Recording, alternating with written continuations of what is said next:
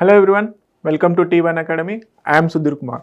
మనము 10th ఏప్రిల్లో ఉన్నటువంటి వేరియస్ ఇంపార్టెంట్ కరెంట్ అఫైర్స్ అనేది చూద్దాము.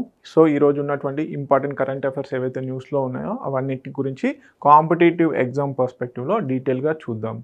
ఓకేనా? Before going to the session మీకు ఒక చిన్న రిక్వెస్ట్ అండి.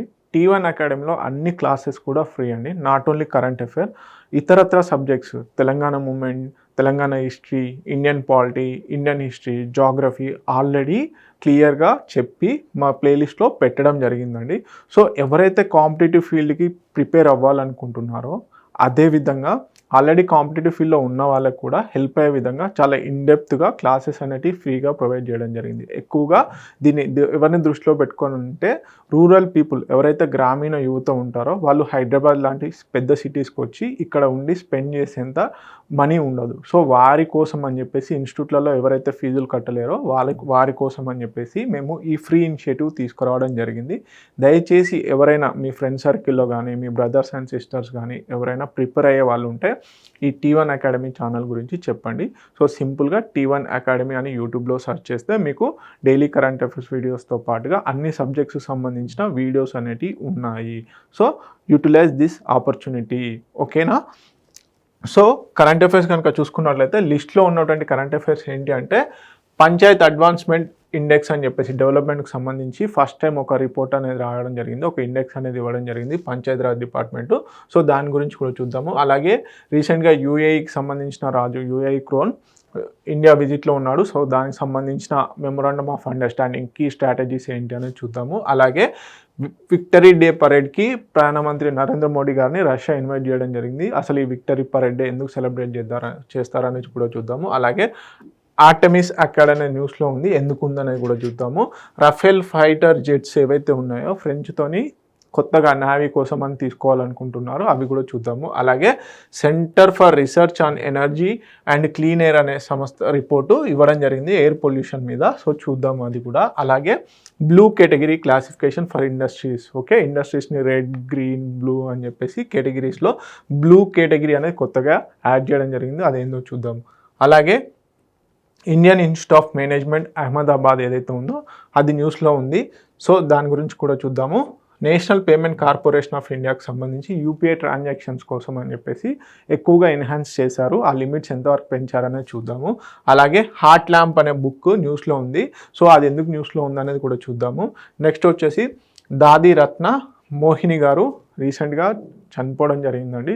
సో వారి గురించి ఒకసారి చూద్దాము. అలాగే వరల్డ్ హోమియోపతి డే 2025. సో దీని థీమ్ ఏంటి, ఎందుకు సెలబ్రేట్ చేస్తున్నారు అనేది కూడా చూద్దాం. Okay, so first most current affair వచ్చేసి మనకి పంచాయతీరాజ్, మినిస్టర్ ఆఫ్ పంచాయతీరాజ్ వారు first time Panchayat advancement index, తెలుగులో కనుక చూసుకున్నట్లయితే పంచాయతీ పురోగతి సూచికను రిలీజ్ చేయడం జరిగింది. పంచాయతీ పురోగతి సూచికని రిలీజ్ చేయడం జరిగింది. ఎవరు? Ministry of Panchayati Raj first time Panchayat advancement index అనేది రిలీజ్ చేయడం జరిగింది. బేస్ ఇయర్ వచ్చేసి 22-23 ఫైనాన్షియల్ ఇయర్ ఏదైతే బేస్ లైన్ ఏదైతే ఉందో 22-23కి సంబంధించి రిలీజ్ చేయడం జరిగింది.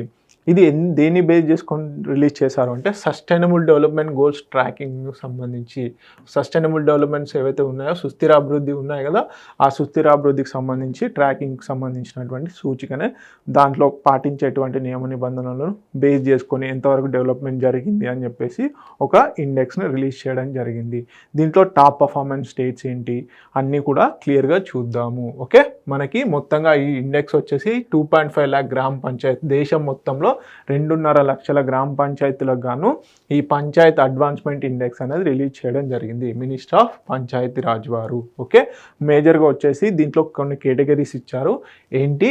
పర్ఫార్మెన్స్ కేటగిరీస్ వచ్చేసి బేస్డ్ ఆన్ స్కోర్ను బట్టి అచీవర్ అని, ఫస్ట్ ఫ్రంట్ రన్నర్ అని, పర్ఫార్మర్ అని, ఆస్పిరెంట్ అని, బిగినర్ అని ఇవ్వడం జరిగింది. అచీవర్ వచ్చేసి 90% కంటే ఎక్కువ స్కోర్ చేసినట్లయితే వాటిని అచీవర్స్గా పేర్కొనడం జరిగింది. ఈ కేటగిరీలో 0 పంచాయతీస్ అంటే ఒక్క పంచాయతీ కూడా లేదు. సో అచీవర్స్ కేటగిరీలో ఒక్క పంచాయతీ కూడా లేదు.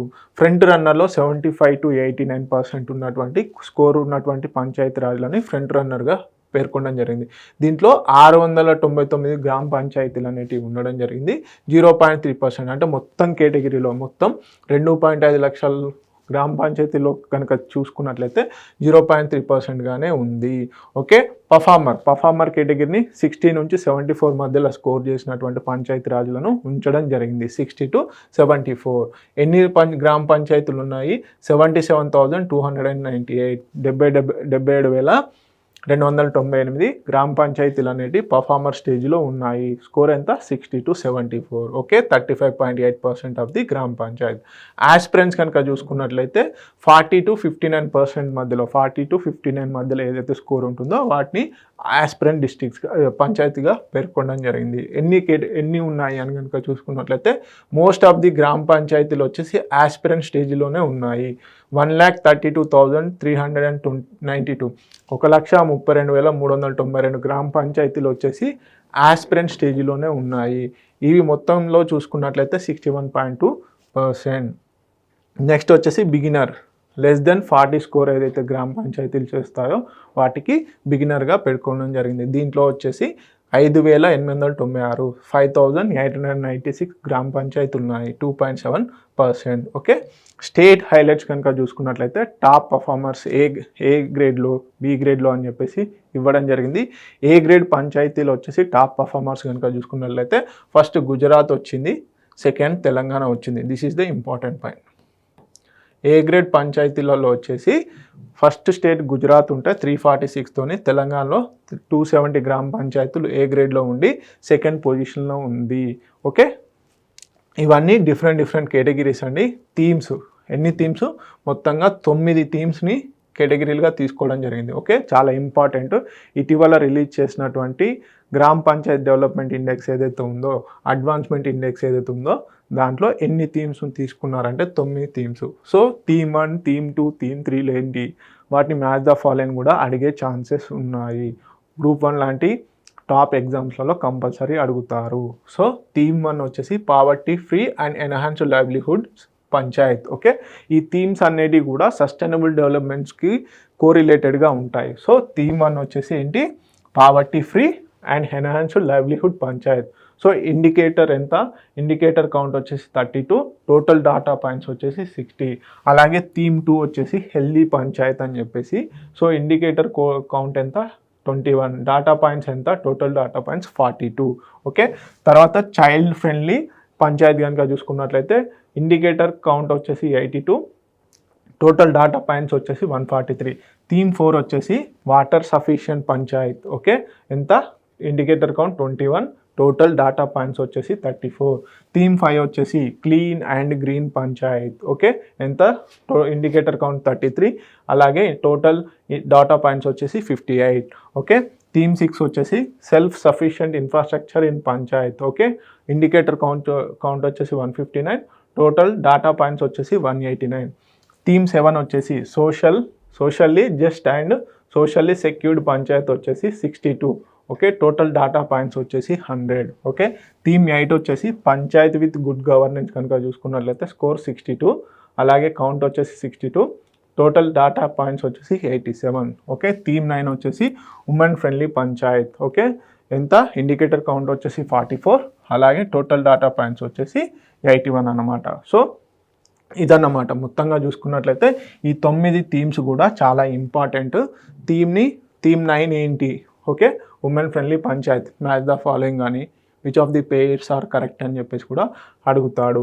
సో ఇప్పుడు ఉన్నటువంటి ఈ ఏ గ్రేడ్ పంచాయతీలలో గుజరాత్ 346తోని టాప్లో ఉంటే తెలంగాణ వచ్చేసి 270తోని సెకండ్ ప్లేస్లో ఉంది. ఓకే, ఏ గ్రేడ్లో 270 అండ్ బి గ్రేడ్లో 10,099తోని సెకండ్ ప్లేస్లో ఉంది తెలంగాణ. సో ఈ బి గ్రేడ్ పర్ఫార్మెన్స్ కనుక చూసుకున్నట్లయితే బి గ్రేడ్లు ఏవైతే ఉన్నాయో ఇవి A grade, so top states అన్నమాట. అలాగే బి గ్రేడ్లో వచ్చేసి గుజరాత్ 13,781తోని టాప్లో ఉంది బి గ్రేడ్ పంచాయతీలో. మహారాష్ట్ర వచ్చేసి సెకండ్ ప్లేస్లో ఉంది 12,242. తెలంగాణ వచ్చేసి 10,099తోని థర్డ్ ప్లేస్లో ఉంది B grade panchayats. Okay, A గ్రేడ్లో కనుక చూసుకున్నట్లయితే సెకండ్ ప్లేస్లో ఉంది, బి గ్రేడ్లో కనుక చూసుకున్నట్లయితే థర్డ్ ప్లేస్లో ఉంది. సో ఆస్పిరెంట్ డామినెంట్ స్టేట్స్ ఏమున్నాయి? ఆస్పిరెంట్ కేటగిరీలో బీహార్, ఛత్తీస్గఢ్, ఆంధ్రప్రదేశ్లు ఉండడం జరిగింది. Okay, so this is all about the list. మేజర్గా ఫ్రంట్ రన్నర్స్ ఎవరు? పర్ఫార్మర్స్ ఎవరు, ఆస్పిరెంట్స్ ఎవరు, బిగినర్స్ ఎవరు, దాంట్లో ఉన్న పర్సంటేజ్ కేటగిరీస్ కంపల్సరీ ఇంపార్టెంట్. అలాగే ఈ థీమ్స్ కూడా చాలా ఇంపార్టెంట్. ఓకే, మేజర్గా వచ్చేసి మనకి తెలంగాణ నుంచి టాప్ పంచాయతీలు కనుక చూసుకున్నట్లయితే ఇక్కడ లిస్ట్ ఇవ్వడం జరిగింది. బుర్నాపూర్ ఏదైతే ఉందో ఇది పిట్లం మండలంకి సంబంధించింది, కామారెడ్డి. తిమ్మాపూర్ వచ్చేసి కరీంనగర్కి సంబంధించి కరీంనగర్ జిల్లా. ఓకే, బుర్నాపూర్ వచ్చేసి కామారెడ్డి. మునిపల్లి వచ్చేసి నిజామాబాద్. అలాగే మోర్తాడ్ వచ్చేసి కూడా నిజామాబాద్ డిస్టిక్ సంబంధించిందే. గుండంపల్లి వచ్చేసి నిర్మల్. కల్వాలా వచ్చేసి కేశసముద్రం మండలం మహబూబాబాద్. అలాగే చెన్నోరం వచ్చేసి కోస్గి, నారాయణపేట్. సో ఈ విధంగా మొత్తం 10 డిస్ట్రిక్ట్స్ 10 పంచాయతీలు అనేవి ఇవ్వడం జరిగింది. So please note it down. Okay, గుజరాత్లో బి గ్రేడ్లో వచ్చేసి 13,781తో టాప్లో ఉంది. So this is all about panchayat advancement index. Okay, పంచాయతీ పురోగతి నివేదిక. ఓకే, సూచిక. నెక్స్ట్ కరెంట్ అఫైర్ కనుక చూసుకున్నట్లయితే యూఏఈకి సంబంధించిన దుబాయ్ క్రౌన్ ప్రిన్స్ ఎవరైతే ఉన్నారో షేక్ హమ్దాన్ గారు భారత్ పర్యటనలో ఉన్నారు. దీంట్లో భాగంగా ఏప్రిల్ 8 రోజున 2025 రోజున న్యూఢిల్లీలో ప్రధానమంత్రి నరేంద్ర మోడీ గారిని మీట్ అవ్వడం జరిగింది. దానికి సంబంధించి కీ స్ట్రాటజిక్ ఏరియాస్ పైన డిస్కషన్స్, అలాగే మెమొరాండమ్ ఆఫ్ అండర్స్టాండింగ్స్ జరిగాయి. సో ఇలాంటి విజిట్స్ ఉన్నప్పుడు ఒకవేళ దౌత్య సంబంధాల్లో భాగంగా ఇండియా నుంచి ఎవరైనా టాప్ కేటగిరీ పీపుల్ అంటే లైక్ పిఎం కానీ, ప్రెసిడెంట్ కానీ, వైస్ ప్రెసిడెంట్ కానీ వేరే దేశాలను విజిట్ చేసినప్పుడు వాటి యొక్క హిస్టారికల్ బ్యాక్గ్రౌండ్, ఆ దేశాలతో మనకున్న సత్సంబంధాలపైన మంచి పట్టు ఉండాలండి. ఇవి ఇంటర్నేషనల్ రిలేషన్స్లో భాగంగా అడిగే ఛాన్సెస్ ఉంటాయి. Not only current affair oriented, historical బ్యాక్గ్రౌండ్లో కూడా అడిగే ఛాన్సెస్ ఉంటాయి. ఒకవేళ అవి న్యూస్ పేపర్లలో ఏదైతే హిస్టారికల్ బ్యాక్గ్రౌండ్ కవర్ చేస్తారో ఆ సెగ్మెంట్ నుంచి కూడా ఈ క్వశ్చన్స్ వచ్చే ఛాన్సెస్ ఉంటాయి. సో మనకి యూఏఈ నుంచి ఎక్కువ న్యాచురల్ గ్యాస్, పెట్రోలియం వీటిపైన మంచి ట్రేడ్ రిలేషన్స్ ఉన్నాయి. సో ఇప్పుడు ఏంటి, షేక్ హమ్దన్ గారు దుబాయ్ క్రౌన్ ప్రిన్స్ గారు ఇండియా విజిట్లో ఉన్నారు. దీంట్లో భాగంగా కీ ఫోకస్ ఏరియాస్ వచ్చేసి first of all defence and coastal gourd పైన కోఆపరేషన్ కోసం అని చెప్పేసి డిస్కషన్స్ అనేవి జరిగాయి. ట్రేడ్, టెక్నాలజీ, స్పేస్ కొలాబరేషన్ పైన కూడా ఏంటి, ట్రేడ్, టెక్నాలజీ, స్పేస్ పైన కూడా కొలాబరేషన్ పైన డిస్కస్ జరిగింది. People to people and cultural ties పైన కూడా అగ్రిమెంట్స్ జరిగాయి. అవేంటో చూద్దాం. డిఫెన్స్ అండ్ సెక్యూరిటీ కోఆపరేషన్లో భాగంగా memorandum of understanding sign with the coast guard collaboration. మన ఇండియాకి సంబంధించిన కోస్ట్ గార్డ్ మేజర్గా ఈ పైరేట్స్ నుంచి ఏదైతే షిప్స్ను కాపాడడం కోసం అని చెప్పేసి, అలాగే ఇంకా నేషనల్ హజార్డ్స్ జరిగినప్పుడు, పెట్రోలియం లీకేజెస్ జరిగినప్పుడు ఆపరేషన్స్ కోసం అని చెప్పేసి కోస్ట్ గార్డ్తో ఒక కొలాబరేషన్తో మెమొరాండమ్ ఆఫ్ అండర్స్టాండింగ్ అనేది చేసుకోవడం జరిగింది. అలాగే జాయింట్ ట్రైనింగ్ పైన, కో ప్రొడక్షన్ పైన, డిఫెన్స్ మ్యానుఫ్యాక్చరింగ్ కోసం అని చెప్పేసి కూడా టాక్స్ జరిగాయి. ఓకే, అలాగే India UAE defence partnership forum అనేది కూడా లాంచ్ చేశారు. India UAE defence partnership forum, important point. Okay, అలాగే alignment with make in India, make it in Emirates అనే నినాదంతో కూడా ఈ డిస్కషన్ జరిగాయి. Make in India, make in India, make it in Emirates. Okay, trade economic highlights కనుక ఇండియాకి యూఏఈకి సంబంధం కనుక చూసుకున్నట్లయితే, India UAE non oil trade ఏదైతే ఉందో, నాన్ ఆయిల్ ట్రేడ్ అంటే క్రూడ్ ఆయిల్ లేకుండా ఎంత, $54.2 బిలియన్ యొక్క ట్రేడ్ అనేది జరిగింది. ఎప్పుడు, 22-23 ఇయర్స్ గాను. ఓకే, దుబాయ్ ఇండియా ట్రేడ్ వచ్చేసి 45.4 బిలియన్స్ ఉంది. దుబాయ్స్ ఇన్వెస్ట్మెంట్ వచ్చేసి 4.68 బిలియన్స్ ఇన్వెస్ట్మెంట్ అనేది ఇండియాలో జరిగింది. ఓకే, 2024లో 16,623, 16,623 Indian companies join in Dubai chamber. Okay, 70,000 Indian companies now operating in Dubai. This is the main important point. Okay, అలాగే దుబాయ్ ఇండియా బిజినెస్ ఫోరం వచ్చేసి 200 Indians business leaders ఇందులో పాల్గొనడం జరిగింది. సో మేజర్గా డిఫెన్స్ సంబంధించి కొలాబరేషన్స్ జరిగాయి, memorandum of understanding. అలాగే coast guard యొక్క కొలాబరేషన్ కూడా జరిగింది.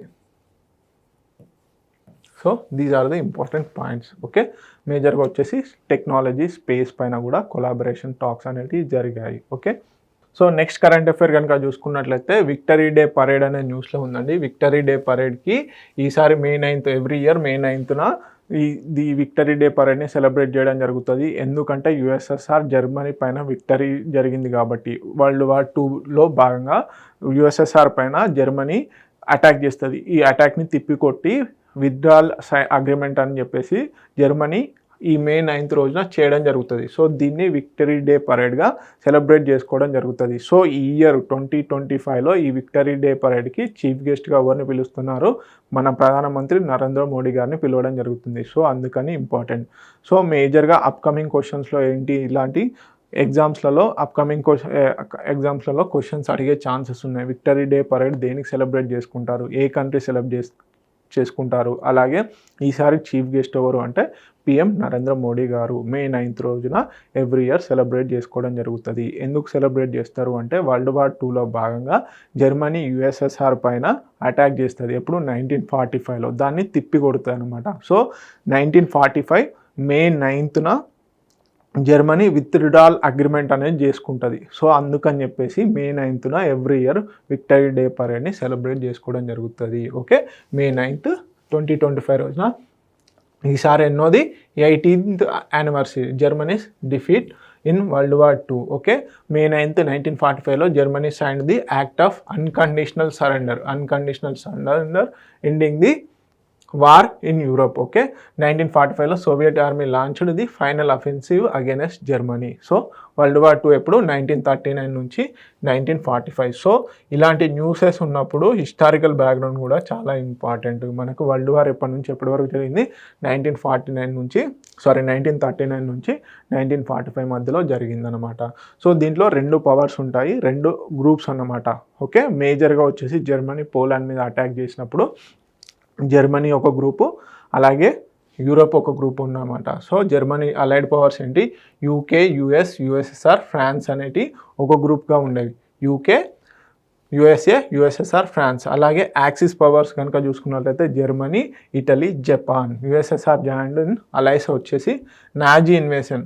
మేజర్గా జర్మనీ ఇన్వేషన్ ఎప్పుడు 1941లోనే జరిగింది. సో అందుకని చెప్పేసి యుఎస్ఎస్ఆర్ ఎటు సైడు అలైడ్ సైడ్ ఉంది. ఓకే, అలాగే 1945 సెప్టెంబర్లో జపాన్ వచ్చేసి సరెండర్ అయినాక వరల్డ్ వార్ 2 వచ్చేసి కంప్లీట్ అయిపోయిందన్నమాట. So this is all about world war 2 and victory day parade. So victory day parade ఎందుకు సెలబ్రేట్ చేసుకుంటారు అనేది చాలా ఇంపార్టెంట్. ఏ కంట్రీ సెలబ్రేట్ చేస్తుంది, రష్యా.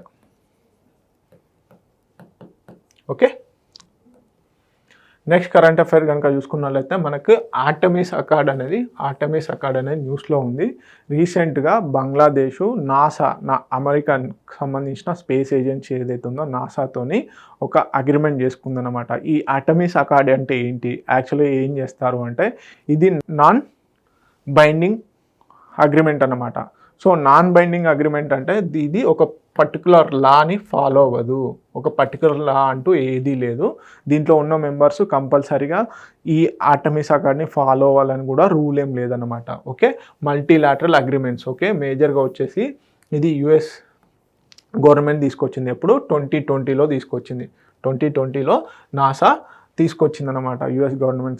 యుఎస్కి సంబంధించిన స్పేస్ ఏజెన్సీ నాసా ఏదైతే ఉందో ఈ ఆర్టెమిస్ అకార్డ్ని తీసుకురావడం జరిగింది. మరి ఈ ఆర్టెమిస్ అకార్డ్ ఏంటి అంటే స్పేస్ ఎక్స్ప్లోరేషన్స్ ఏవైతే ఉన్నాయో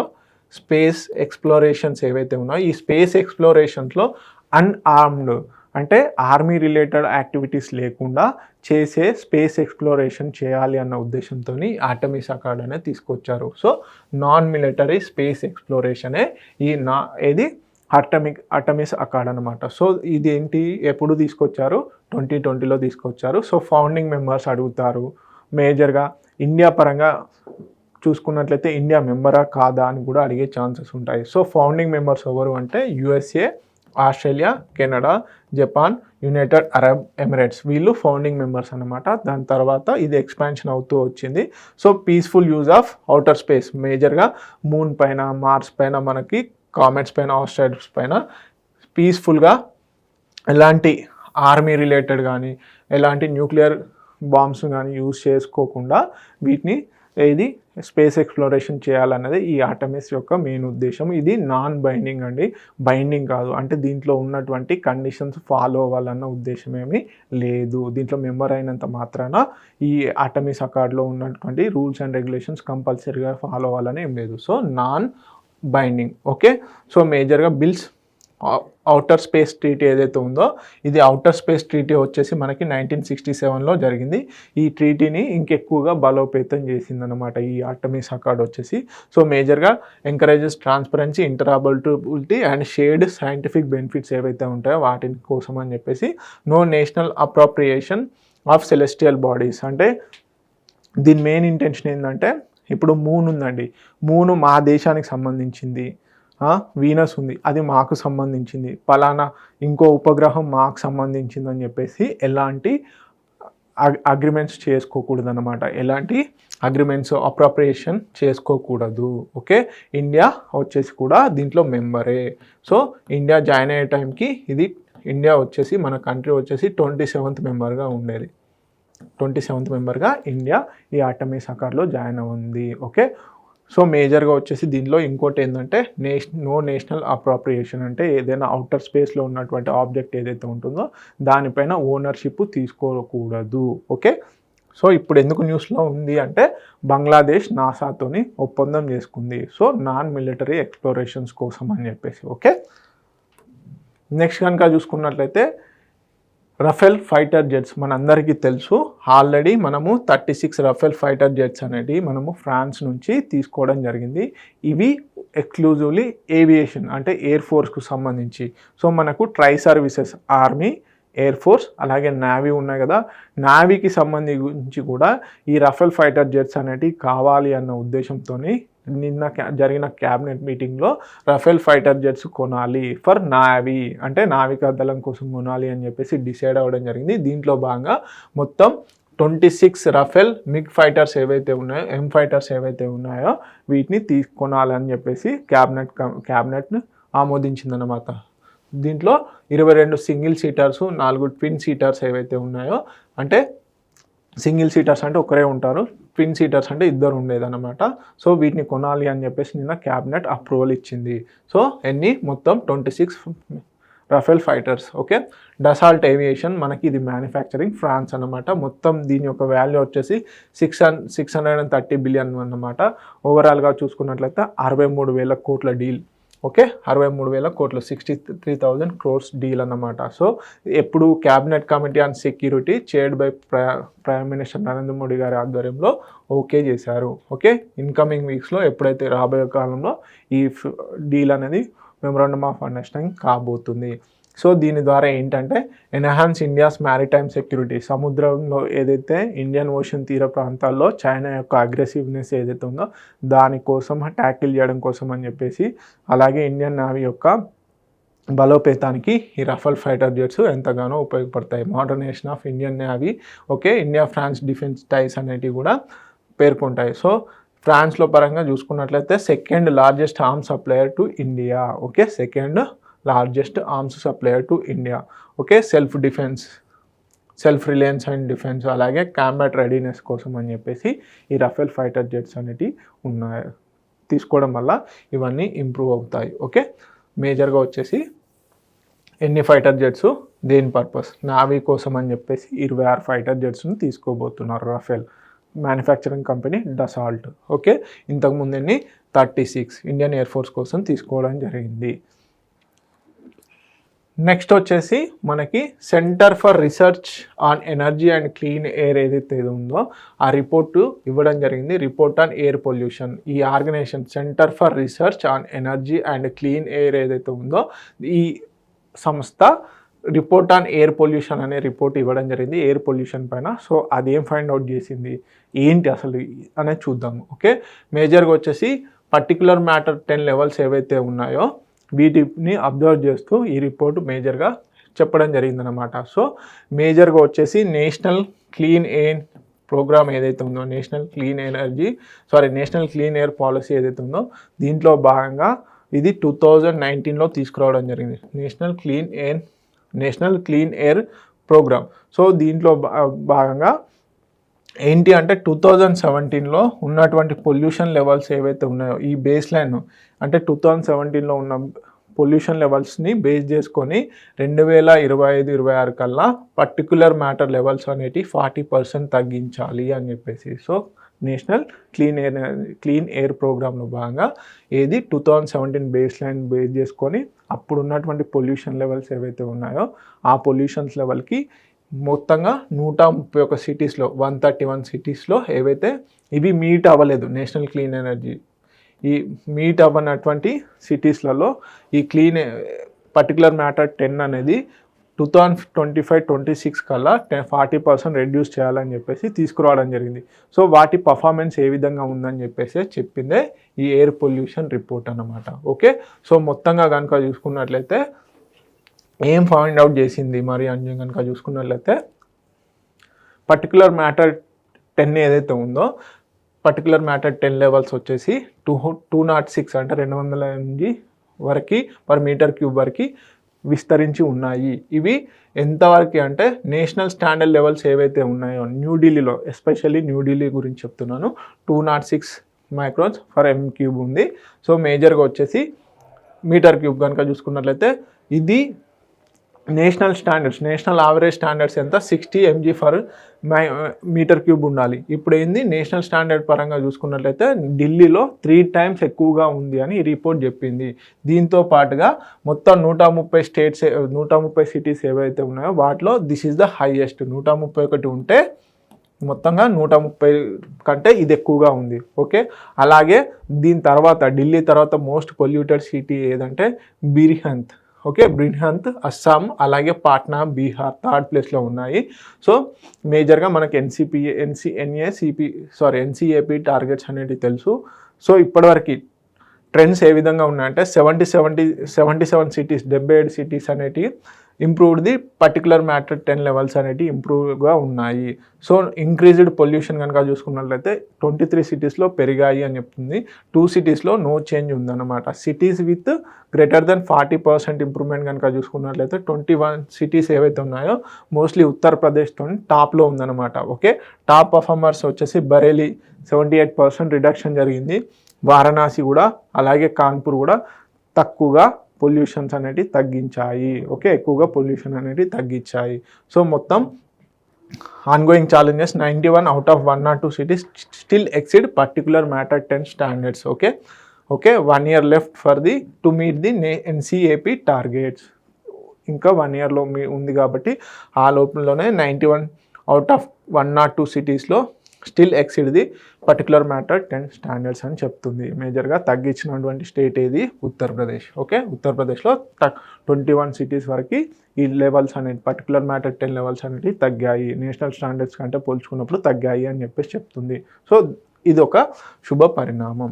మేజర్గా టాప్ పర్ఫార్మర్స్ వచ్చేసి బరేలీ, అలాగే Varanasi, Kanpur. Most polluted city వచ్చేసి New Delhi as per centre for research on energy and clean air ప్రకారంగా చూసుకున్నట్లయితే. ఓకే, నెక్స్ట్ కనుక చూసుకున్నట్లయితే సెంట్రల్ పొల్యూషన్ కంట్రోల్ బోర్డు ఏం చేసిందంటే కొన్ని ఇండస్ట్రీస్ని ఒక్కొక్క కేటగిరీలో ఉంచుతుంది. రెడ్ ఇండస్ట్రీయా, రెడ్ కేటగిరీయా, ఆరెంజ్ కేటగిరీయా, గ్రీనా, వైటా అని చెప్పేసి ఒక ఇండికేషన్స్ అన్నమాట. పొల్యూషన్ ఇండికేషన్ బట్టి ఈ పొల్యూషన్ ఇండెక్స్ని బట్టి ఆయా కేటగిరీలు ఇస్తుంది. సో దీంట్లో ఏదైతే already red, orange, green, white అని ఉందో దీనికి ఇంకో కేటగిరీ యాడ్ చేయడం జరిగింది రీసెంట్గా, బ్లూ కేటగిరీ. సో ఈ బ్లూ కేటగిరీ కిందకి ఏ ఇండస్ట్రీస్ వస్తాయనేది చూద్దాం. ఓకే, చాలా ఇంపార్టెంట్. ఇంతకు ముందు red, orange, green, white. So వీటి ఇండెక్స్ కనుక చూసుకున్నట్లయితే పొల్యూషన్ ఇండెక్స్ వచ్చేసి greater than or equal to 80 ఉంటాయి. 80 కంటే ఎక్కువగా ఉంటే పొల్యూషన్ ఇండెక్స్ అది రెడ్ కేటగిరీలోకి వచ్చేది. ఓకే, అలాగే ఆరెంజ్ కేటగిరీ కనుక చూసుకున్నట్లయితే 55 నుంచి 80 మధ్యలో ఉన్నట్లయితే దాన్ని ఆరెంజ్ కేటగిరీగా ఇండస్ట్రీ కేటగిరీ కింద పెట్టేవారు. అలాగే గ్రీన్ కనుక చూసుకున్నట్లయితే 25 to 55 మధ్యలో. వైట్ వచ్చేసి లెస్ దెన్ 25 ఉంటే, లెస్ దెన్ 25 ఉంటే ఆ ఏదైతే ఇండస్ట్రీని వైట్ కేటగిరీ కింద పెట్టేవాళ్ళు. సో మరి ఇప్పుడు ఈ బ్లూ కేటగిరీ ఏంటి అనేది చూద్దాం. మేజర్గా వచ్చేసి వేస్ట్ టు ఎనర్జీ ప్లాంట్స్ ఏవైతే ఉంటాయో, మున్సిపల్ వేస్టేజ్ నుంచి వేస్ట్ టు ఎనర్జీ ప్లాంట్స్ ఏవైతే ఉంటాయో, మున్సిపల్ వేస్ట్ నుంచి కానీ ఇతరత్ర వేస్ట్ నుంచి ఎనర్జీ ప్రొడ్యూస్ చేసే ప్లాంట్స్ని, అంటే విద్యుత్ ఉత్పత్తి చేసే ప్లాంట్స్ని ఈ కేటగిరీ కింద పెట్టడం జరిగింది. కంప్రెస్డ్ బయోగ్యాస్ యూనిట్స్ ఏవైతే ఉంటాయో అవి, వేస్ట్ మేనేజ్మెంట్ యూటిలిటీస్ ఏవైతే ఉంటాయో వీటిని ఈ బ్లూ కేటగిరీ కింద పెట్టడం జరిగింది. ఇవి కంపల్సరీ అడిగే ఛాన్సెస్ ఉంది. ఓకే, మేజర్గా వచ్చేసి waste to energy plants, compressed biogas units, waste manage utilities ఏవైతే ఉంటాయో అవన్నీ కూడా బ్లూ కేటగిరీ కింద పెట్టడం జరిగింది. సో ఇవి దేన్ని రికగ్నైజ్ చేస్తున్నాయంటే ఎకో సర్వీసెస్. ఓకే, ఎకో సర్వీసెస్ని రికగ్నైజ్ చేయడం కోసం అని చెప్పేసి బ్లూ కేటగిరీ ఇండస్ట్రీస్ అని సపరేట్గా పెట్టడం జరిగింది. సో మేజర్గా వచ్చేసి ఇన్సెంటివ్స్ వచ్చేసి ఎక్స్టెండెడ్ కన్సెంట్ టు ఆపరేట్ పరంగా చూసుకున్నట్లయితే validity extended to 2 years, 2 additional years అని చెప్పేసి చెప్పడం జరిగింది. సో మేజర్గా pollution index based on classification, red, orange, green, white, blue already చెప్పాను కదండి. సో ఇవన్నీ కేటగిరీసే ఆల్రెడీ ఇక్కడ మెన్షన్ చేయడం జరిగింది. సో దీన్ని ఎవరు మెయింటైన్ చేస్తారు అంటే central pollution control board, central pollution control board. Okay, ఇలాంటి ఆర్గనైజేషన్స్ వచ్చినప్పుడు అవి స్టాచ్యుటరీ ఆర్గనైజేషన్స్ అంటే చట్టబద్ధమైన సంస్థల, లేకపోతే రాజ్యాంగపరమైన సంస్థల, లేకపోతే రాజ్యాంగేతర సంస్థల అనేది చూడాలి. So central pollution control board అనేది ఒక చట్టం ద్వారా ఏర్పడింది కాబట్టి ఇది చట్టబద్ధమైనటువంటి సంస్థ. సో ఇది దేని ద్వారా ఏర్పాటు చేశారంటే ఎయిర్ యాక్ట్ 1981 ఏదైతే ఉందో, ఎయిర్ పొల్యూషన్ యాక్ట్ ఏదైతే ఉందో, ఎయిర్ యాక్ట్ 1981 దీని ద్వారా ఏర్పాటు చేయడం జరిగింది, ఎయిర్ యాక్ట్. కాకపోతే దీని యొక్క వర్కింగ్ కండిషన్స్ అంటే దీనికి కొన్ని norms, set of norms A act ద్వారా ఇచ్చారు అంటే environmental protection act 1986, environmental protection act 1986 ద్వారా రెగ్యులేటరీ గైడెన్స్ అనేది ఈ సెంట్రల్ పొల్యూషన్ కంట్రోల్ బోర్డ్ నిర్వహిస్తుంది. ఏర్పరిచింది మాత్రం ఎయిర్ యాక్ట్ 1981, కాకపోతే ఫంక్షన్స్ వచ్చేసి చేసేది మాత్రం environment protection act 1986. Okay, this is all about blue category classification of industries. So మేజర్గా వేస్ట్ టు ఎనర్జీ, అలాగే కంప్రెస్డ్ బయోగ్యాస్ యూనిట్స్, నెక్స్ట్ వచ్చేసి వేస్ట్ మేనేజ్మెంట్ యూటిలిటీస్ ఏవైతే ఉంటాయో వీటిని బ్లూ కేటగిరీ కింద చేర్చడం జరిగింది. ఇవన్నీ కూడా ఎకో ఫ్రెండ్లీకి సంబంధించినవి, అంటే పర్యావరణానికి ఎలాంటి హాని చేకూర్చని ఇండస్ట్రీస్, అంటే పర్యావరణానికి హాని చేకూర్చేటువంటి వస్తువులతోని ఇంకా ఎనర్జీస్ని మిగతా వాటిని ఉత్పత్తి చేసేటువంటి ఇండస్ట్రీస్ అన్నమాట. ఓకే, నెక్స్ట్ వచ్చేసి Indian institute of management Ahmedabad. Okay, Indian institute of management Ahmedabad setup campus in Dubai. So first Indian institute అండి. సో ఇంతకుముందు Indian institute of technology, IIT Delhi, IIT Madras, వాటి యొక్క అవుటర్ బ్రాంచెస్ అంటే ఇంటర్నేషనల్ బ్రాంచెస్ అనేవి ఇతరత్ర కంట్రీస్లో ఏర్పాటు చేయడం జరిగింది. కాకపోతే బిజినెస్ స్కూల్స్, మేనేజ్మెంట్కి సంబంధించిన వాటిని బిజినెస్ స్కూల్స్ అంటారు. ఆ బిజినెస్ స్కూల్స్కి సంబంధించి ఏదైతే ఆర్గనైజేషన్ సంబంధించి Indian institute of management Ahmedabad ఏదైతే ఉందో ఇది top business school in India. So ఇది తన యొక్క ఇంటర్నేషనల్ ఏదైతే బ్రాంచ్ ఉందో అది దుబాయ్లో ఏర్పాటు చేయబోతుంది. సో ఫస్ట్ కంట్రీ అనమాట, IIT Ahmedabad to Dubai, India's first number 1 business school goes global అన్నమాట. ఓకే, సో మేజర్గా వచ్చేసి దుబాయ్లో సెప్టెంబర్ 2025 నుంచి దీని ఇంటర్నేషనల్ క్యాంపస్ యొక్క యాక్టివిటీస్ అనేది చేయబోతుంది. ఎక్కడ? దుబాయ్ ఇంటర్నేషనల్ అకాడమిక్ సిటీలో దీని యొక్క ఫస్ట్ చేయబోతున్నారు. సో పర్మనెంట్ క్యాంపస్ వచ్చేసి టెంపరీగా వచ్చేసి దుబాయ్ ఇంటర్నేషనల్ అకాడమిక్ సిటీలో చేయబోతున్నారు. సో 2029కి వచ్చేసరికి పర్మనెంట్ క్యాంపస్ వచ్చేసి ఎస్టాబ్లిష్ చేయబోతున్నారు. అకాడమిక్ ఆఫర్ వచ్చేసి 1 year ఫుల్ టైమ్ ఎంబీఏ అనేది ఆఫర్ చేయబోతున్నారు. అలాగే 5 terms with diverse elective and global exposure. So already memorandum of understanding అనేది జరిగింది ఐఐఎం అహ్మదాబాద్తోని, యూఏఈ గవర్నమెంట్తోని, supported by the Indian ministry of education and Dubai education economic development కోఆపరేషన్తో చేయడం జరిగింది. మేజర్గా వచ్చేసి ఇలాంటి ఇంటర్నేషనల్ క్యాంపస్ని ఏర్పాటు చేయడం వల్ల ఇండియా యొక్క ఎడ్యుకేషన్ సిస్టమ్ అనేది ప్రపంచవ్యాప్తంగా విస్తరించబోతుంది. అదే important point. Okay, so IIM తన మొదటి బ్రాంచ్ ఇంటర్నేషనల్ బ్రాంచ్ ఎక్కడ ఓపెన్ చేయబోతుంది అంటే దుబాయ్లో. ఓకే, నెక్స్ట్ వచ్చేసి నేషనల్ పేమెంట్ కార్పొరేషన్ ఆఫ్ ఇండియాకి సంబంధించి మన యూపీఐ పేమెంట్స్ ఏవైతే ఉంటాయో ఈ యూపీఐ పేమెంట్స్ డైలీ ట్రాన్సాక్షన్స్ని పెంచుకోమని చెప్పేసి ఆర్బీఐ గైడ్లైన్స్ ఇష్యూ చేసింది. RBI permits national payment corporation of India to enhance UPI transaction limits for person to merchant payments. So మేజర్గా పర్సన్ టు పర్సన్ అంటారు, పర్సన్ టు మేనేజ్మెంట్ అంటారు, person to merchant. So person to person limits వచ్చేసి 1 lakh రూపీసే ఉందండి. ఒక daily ఒక UPI నుంచి ₹1,00,000 మాత్రమే పంపించవచ్చు. ఇంతకుముందు పర్సన్ టు మర్చెంట్ కూడా 1 lakh ఉన్నది. కాకపోతే రీసెంట్ టైమ్స్లలో వాటిని విరివిరిగా పెంచుకుంటూ వస్తున్నారు. సో ఇప్పుడున్నటువంటి పరిస్థితుల్లో ఆర్బీఐ ఏం చేసిందంటే పర్సన్ టు మర్చెంట్ అంటే ఏదైనా మర్చెంట్కి ట్రాన్సాక్షన్ చేసే లిమిట్ అనేది పెంచడం జరిగింది. సో ఎంత నుంచి ఎంతకు అంటే 2 to 5 lakhs మధ్యలో 2 to 5 lakhs మధ్యలో పెంచడం జరిగింది.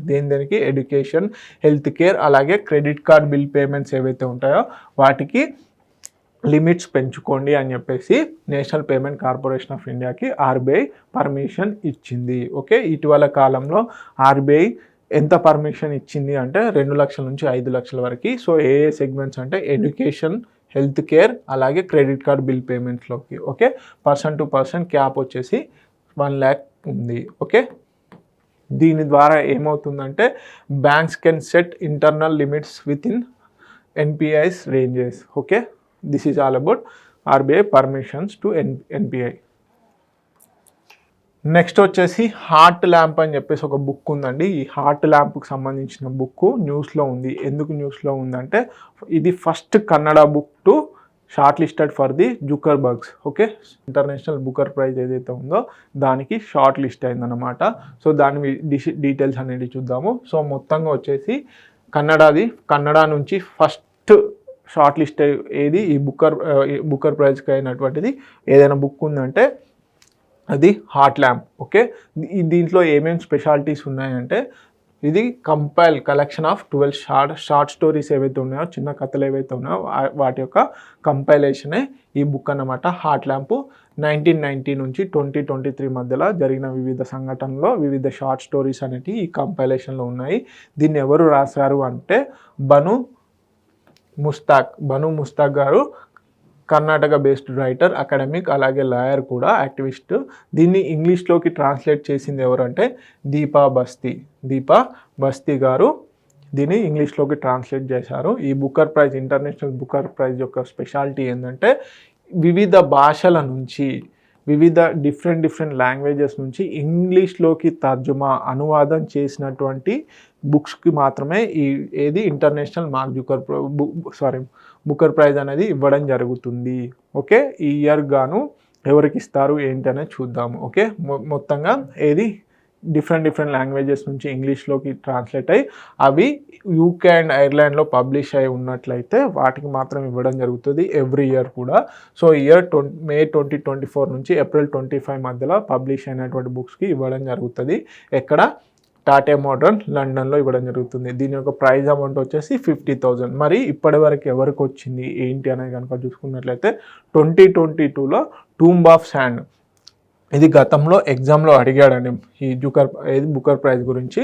2022లో టూంబ్ ఆఫ్ శాండ్ అని చెప్పేసి గీతాంజలి శ్రీ గారు, అలాగే Daisy Rockwell first Hindi novel to win అన్నమాట. First Hindi novel Booker prize ఏదైతే ఉందో ఆ బుకర్ ప్రైజ్ గెలిచినటువంటి ఫస్ట్ హిందీ నావెల్ ఏదైనా ఉంది అంటే టూంబ్ ఆఫ్ శాండ్. దీన్ని రచించింది గీతాంజలి శ్రీ, అలాగే దైసీ రాక్వెల్ గారు. అలాగే 2023లో పైరి, ఓకే, పెరుమాల్ మురుగన్ గారు, Tamil writer. So translated by the Aniruddhan Vasudevan గారు దీన్ని ట్రాన్స్లేట్ చేశారు ఇంగ్లీష్లోకి. అందుకని చెప్పేసి పైరి అనే బుక్కి రావడం జరిగింది. సో ఇండియా నుంచి ఆల్రెడీ టూంబ్ ఆఫ్ శాండ్కి పైరి అనే బుక్కి రావడం జరిగింది. ఓకే, ఇది వచ్చేసి ఫస్ట్ హిందీ నావెల్, అలాగే ఇది తమిళ్ బుక్, కాకపోతే ఇంగ్లీష్లోకి ట్రాన్స్లేషన్ చేశారు. ఓకే, నెక్స్ట్ కనుక చూసుకున్నట్లయితే దాది రతన్ మోహిని గారు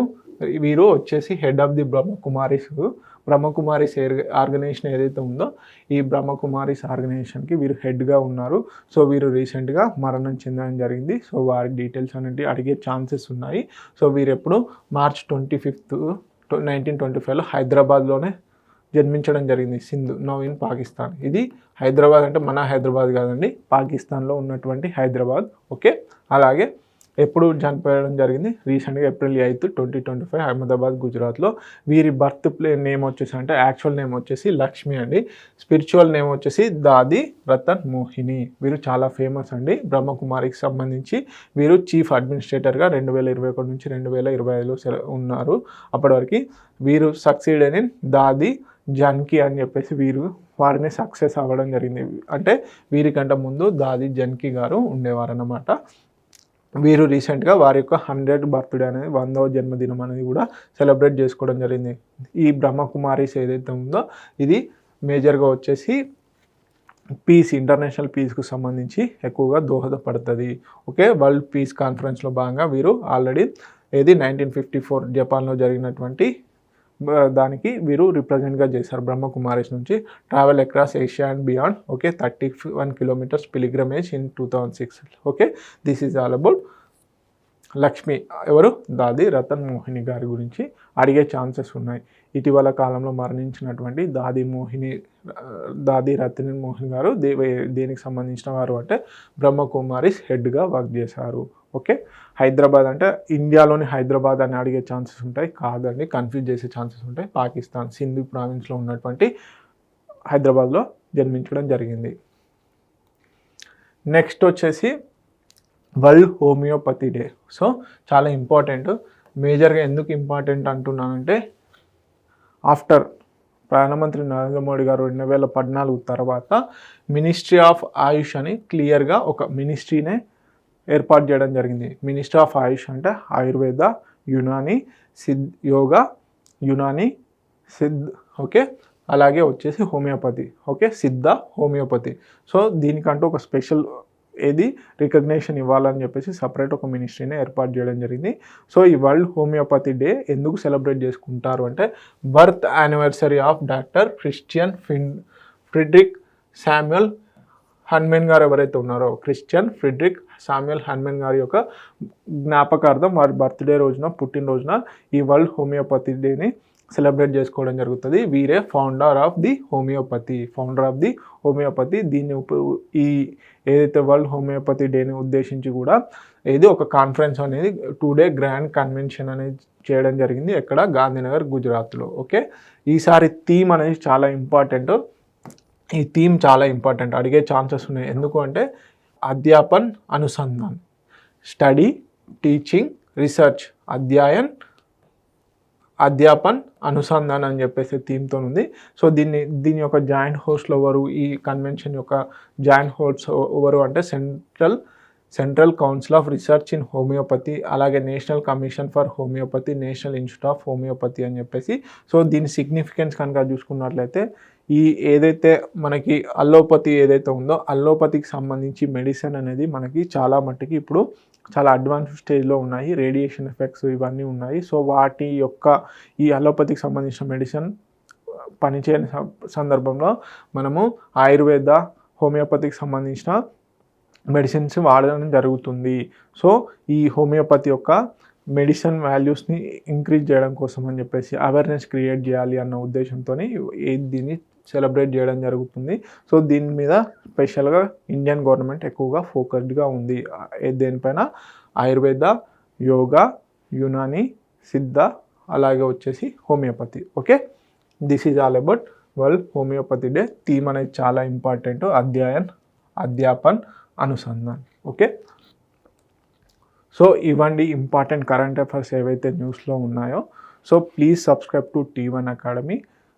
ఈ కరెంట్ అఫైర్స్ కాకుండా డైలీ యాక్టివిటీస్ ఏం జరుగుతున్నాయి, కాంపిటేటివ్ ఎగ్జామ్ పరంగా ఏమేమి అవసరమో అవన్నీ క్లియర్గా కూడా పేపర్ కట్టింగ్స్తో సహా మేము మా టెలిగ్రామ్ గ్రూప్లో పోస్ట్ చేయడం జరుగుతుంది. వీటన్నిటి కోసము మా టెలిగ్రామ్ గ్రూప్ని జాయిన్ అవ్వండి. సో ఆల్రెడీ లింక్ అనేది ఈ డిస్క్రిప్షన్ కింద ఉంటుంది, ఈ వీడియో డిస్క్రిప్షన్ కింద. So please join to T1 academy Telegram group also.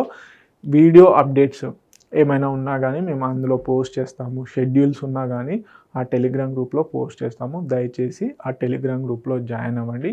ఇంత మంచి ఆపర్చునిటీ అంటే చాలా మంది రూరల్ బ్యాక్గ్రౌండ్ నుంచి వచ్చి హైదరాబాద్లో అన్నెసెసరీగా కోచింగ్ సెంటర్స్కి ఫీజెస్ కట్టలేని వారు ఉంటారో వారి కోసం అని చెప్పేసి మేము ఈ free initiative not only for current affairs అన్ని సబ్జెక్ట్స్కి కూడా చెప్పడం జరుగుతుంది. సో దయచేసి ఈ మంచి అవకాశాన్ని ఉపయోగించుకోండి. అనవసరంగా డబ్బులు ఖర్చు పెట్టుకోకండి. మీకు ఒక ఎస్పెషల్లీ మీకు ఒక బేస్ ఏర్పడుతుంది. ఫస్ట్ ఆఫ్ ఆల్ కాంపిటేటివ్ ఎగ్జామ్స్కి వచ్చే ముందు ఒక ఎగ్జామ్ రాసే ముందు అసలు ఏంటి సబ్జెక్ట్స్ ఏమున్నాయి అన్న ఒక బేస్ అయినా రావాలి అంటే కంపల్సరీ మా ఛానల్ని సబ్స్క్రైబ్ చేసుకొని మా ఛానల్ని ఫాలో అవ్వండి. ఎవరైనా మీ ఫ్రెండ్ సర్కిల్లో ఇంకెవరైనా ఉన్నా కానీ షేర్ చేయండి. మీ బ్రదర్స్ అండ్ సిస్టర్స్ ఇప్పుడు కాంపిటేటివ్ ఫీల్డ్కి రావాలనుకుంటున్నారో వాళ్ళకి ఎంతో ఉపయుక్తంగా కంపల్సరీగా వారి యొక్క బేసిక్స్ని సబ్జెక్ట్ సంబంధించిన బేసిక్స్ని అయితే కంపల్సరీ కవర్ చేస్తుంది. ఓకే, అలాగే మా వెబ్సైట్లో కూడా ప్రాక్టీస్ ఎంసీక్యూస్ ప్రాక్టీస్ కంటెంట్ కూడా ఉంచడం జరిగింది. నాట్ ఈజీ అండి, చాలా హార్డ్ వర్క్ చేసి ఆ వెబ్సైట్ని డెవలప్ చేయడం జరిగింది. Please subscribe to and follow that website also. Thank you so much.